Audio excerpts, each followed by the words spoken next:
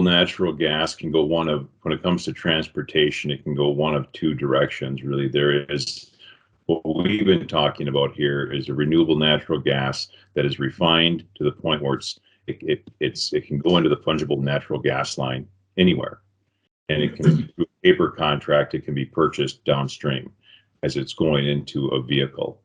And the other mode, which is much more cost effective on infrastructure costs, is to take the unrefined natural gas from a digester and convert that to electricity, and putting that electricity, those electrons, into the grid.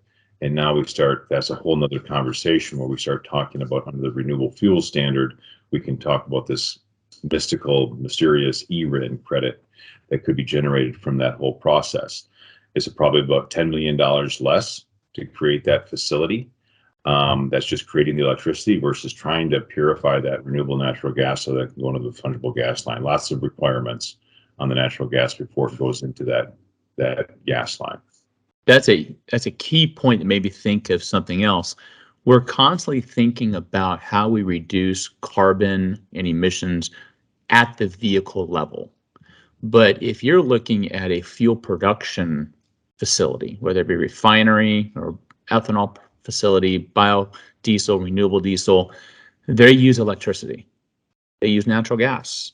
If you supplement that with renewable natural gas, you are going to reduce the life cycle carbon intensity of the fuel without having to change the end product or the vehicle into which it's being dispensed.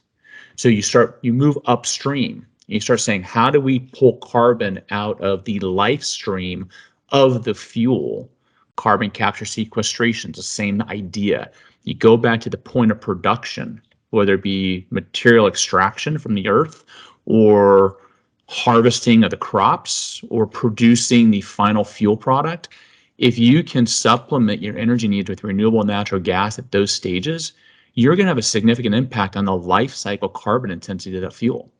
So it doesn't always have to be an end consumer product to have a benefit to the transportation sector. And that's something that I'm always forgetting about, that we need to kind of start incorporating into the thinking, that you can reduce carbon from transportation without changing a thing in the final fuel molecule or the vehicle if you look upstream and think of a life cycle approach.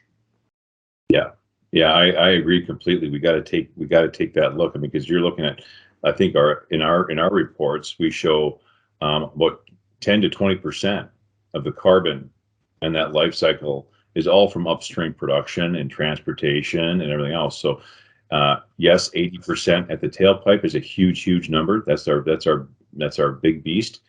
But 20%, if you could impact that 20% upstream, you can have a huge impact as well.